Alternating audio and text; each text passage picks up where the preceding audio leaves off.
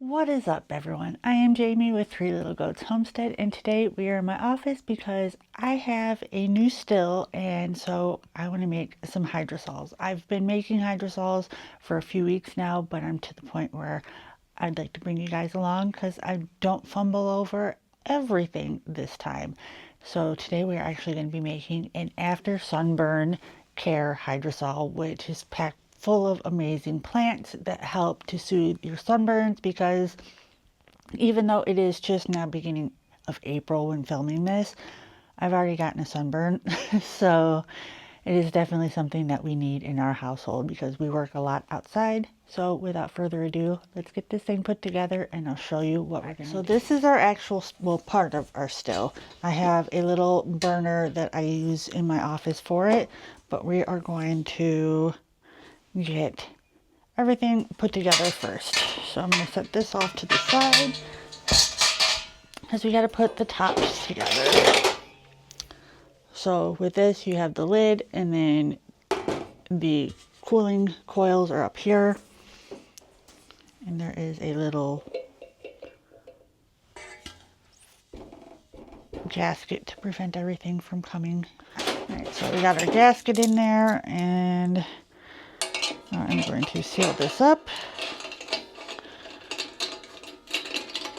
because we don't want explosions in the office. I just got done cleaning and sanitizing this, so everything's still a little wet. All right, so that is on nice and tight. So this will be our water that comes out. Our inlet is down here, so our cool water will come up here, and then warm water will get pushed down into the filtration. And this is where our hydrosol comes out. But when we get to that point, I'll show you how we set all that up. All right, so when we're making hydrosols, we don't want our plant matter to actually be in the water. So my particular setup doesn't have anywhere where I can tie a bag to the top. So I have this. I don't know what we got it for. I think it was we had got it for our air fryer Instapot so we could layer stuff, but we never use it. So I'm going to use it for this today to keep my plant matter out of the water. I'm just going to get that set up and then get that put in there. Because this is an 8-gallon tank, I am not going to fill this with 8 gallons of water. That would just take entirely way too much time, and I don't have that much time. So get this nice and centered so it doesn't fall off, and we're going to fill this up with water and let it start to kind of heat up while we get our. Now I am using already distilled water because I want this water to start off as pure as possible. And then I have another distiller over there. It's actually right there that makes my distilled water. But I bought some extra just so I had on hand for today. And this water came out of my water distiller. Now I don't want it above where I'm going to be setting my plant matter. So we are just about that much below it, which is perfect. So now that we've got that going, let's get our herbs. So I thought I was recording and I wasn't. I already have my aloe vera root in here, and I have chamomile in here. The aloe vera leaf powder actually is what's in here. It's going to help with cooling and healing properties. It's going to also help reduce redness and inflammation. The chamomile is going to be for anti-inflammatory, and it's really good for sensitive skin. It also helps to reduce redness and promote healing.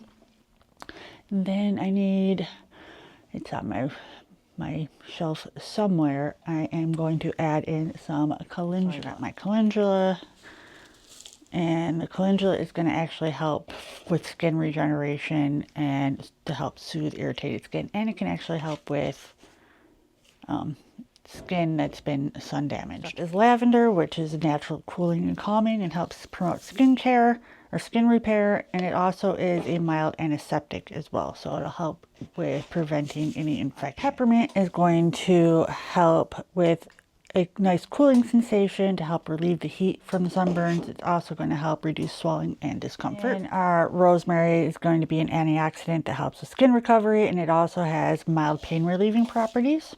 And then our yarrow is going to be used for wound healing and inflammation reduction. It's also going to help soothe the irritated skin and support skin regeneration. St. John's wort we're going to be using for its nerve pain relief. It's also been traditionally used for sunburns, and it helps reduce redness and discomfort. Mullein, which is going to help hydrate and soften the skin, and it helps with reducing inflammation. But not least is our plantain. Our plantain is going to help speed up healing and reduce inflammation, and it's great for soothing burns and skin irritations. So those are all of our herbs that we're going to be using. So my mother-in-law gifted me an actual spice grinder, so no longer having to use my very not well working grinder. So let's get some of these ground up, and as I do, I'm going to transfer them into this, essentially this giant tea bag.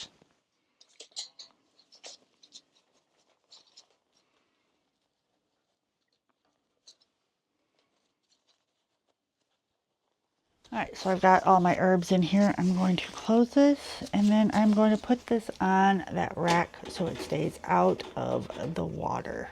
That is what it looks like inside.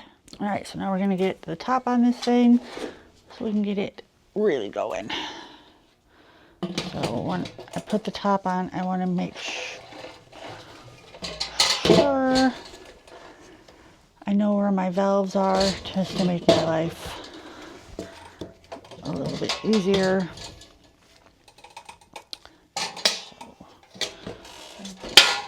So we're going to get it locked into place.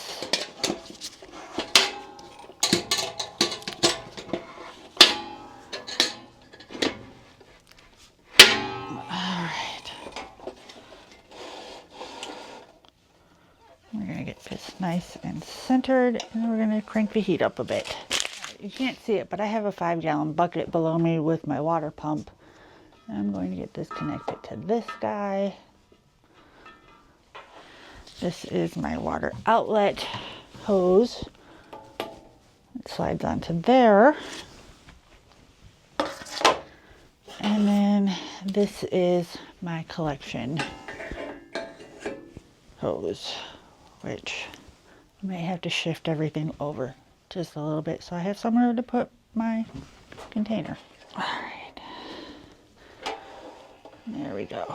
That way I have somewhere to put that so we can collect all the hydrosol. All right, so water bucket is full. I'm going to plug in my pump, and it's going to start circulating water up into the cooling coils. And then I've got to go and get a clean sterilized jar to start collecting the hydrosols, which is going to take a little while to get there anyway, so. But I'm going to go grab it or else I will forget. So everything is finally starting to cook. I've actually got some hydrosols forming in the bottom of my jar.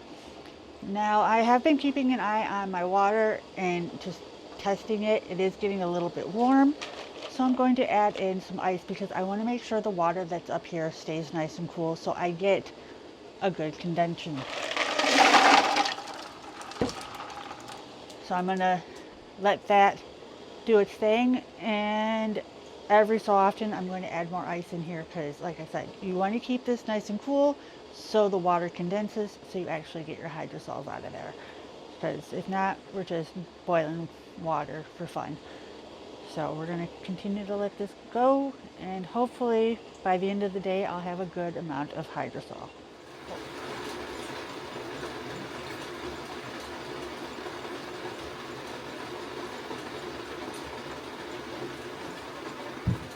Alright, so we've been going for about an hour and a half, and I'm still making quite a bit of hydrosol. I'm just at about 4 cups, so almost at 2 whole pints. The one thing I am constantly doing, like you see me earlier, I am making sure this water is still cold because I want that water up there to be cold. So I'm adding ice whenever I need to, and I'm also keeping an eye on the pressure gauge. This one does have a pressure gauge right here. And I find that I float right around 90 psi, which I'm comfortable with. I don't want it to go anything higher. I feel like if it starts to raise, it means my water level's getting pretty low, and I don't want that. So we are always monitoring this. I've been working in my office all day. The only time I leave my office is to go and get ice. And so that is what we're doing, because I don't want this thing to explode. Biggest fear, explosions. Don't want them. So we're gonna let this go for probably about another hour or so, and then we will call it done, because I don't want that water level to get too low that we start having issues. While this thing is actually doing what it needs to do, I'm going to go over a little bit why I chose this type of still. There is a electric still that Viver puts out that a lot of people use to make just distilled water. And it's great for making distilled water, but I see people trying to make hydrosols in them on other platforms, and I will tell you why that does not work. In order to get a proper hydrosol, the steam has to actually go through the plant matter. And so in those little units, you have nowhere to put the plant matter where the steam can penetrate through it. A lot of people are just putting the plant matter in the water directly, and that's not going to work, because all you're doing is boiling your plant matter. Yeah, you might get some distilled water that smells pretty, but you've pretty much cooked away any good benefits that you would have had if you would have done something like this. This, you can control the heat a lot easier. You can control the cooling. I don't have an oil separator to capture the essential oils that I may get, which is fine. If I let my hydrosol set long enough, the essential oils will actually separate to the top, and I can use a pipette to kind of suck them off.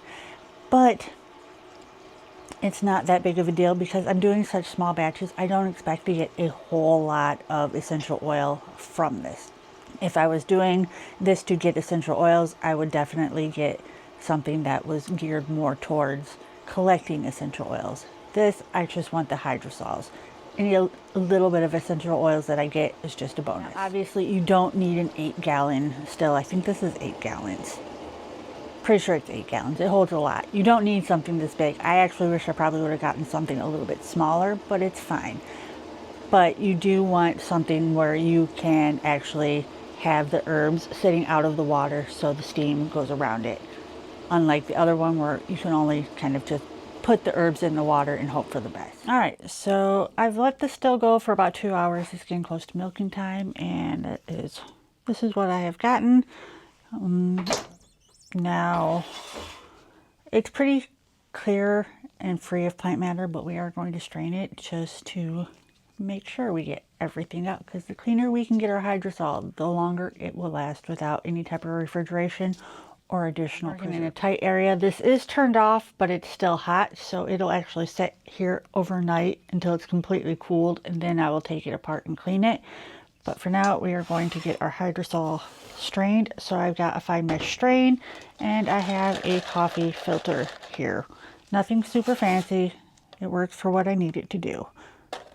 So we are going to slowly get this strained through. Now that it's a little bit wet, I can adjust it. This smells so good.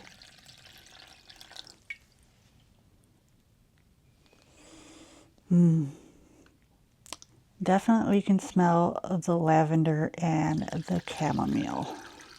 And then, because I still have more in here, I'm going to go ahead and get this transferred to some jars so we can make room in here for more to filter. I went ahead and I washed all these jars yesterday, and I let them dry, and then I spritzed them down with rubbing alcohol so they are nice and clean.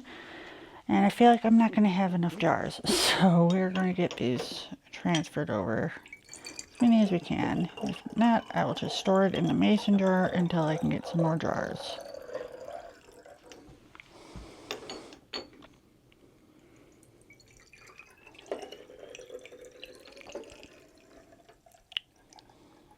Alright, and then we're going to put our caps on.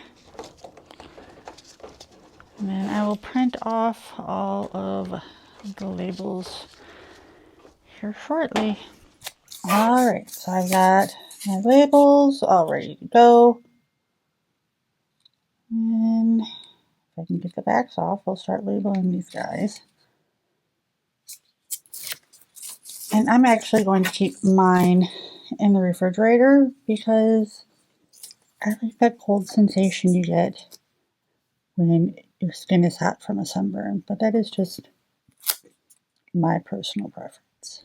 All right, y'all. So that is what I have got for you guys today. Now, these sprays aren't just good for sunburns. They're good for minor burns, skin irritations, things like that. So if you wanted to make them, I will have the complete breakdown of the ratios of herbs that I used for the hydrosol. You could also turn this into an oil infusion or a tincture and make them that way if you don't want to go through the hassle of making a hydrosol. But these guys will be up on my website. Probably by the time this video comes out, they'll finish their testing process, and they should be up by the time this one comes out. So if you're interested in them, of course, they will be linked on our website.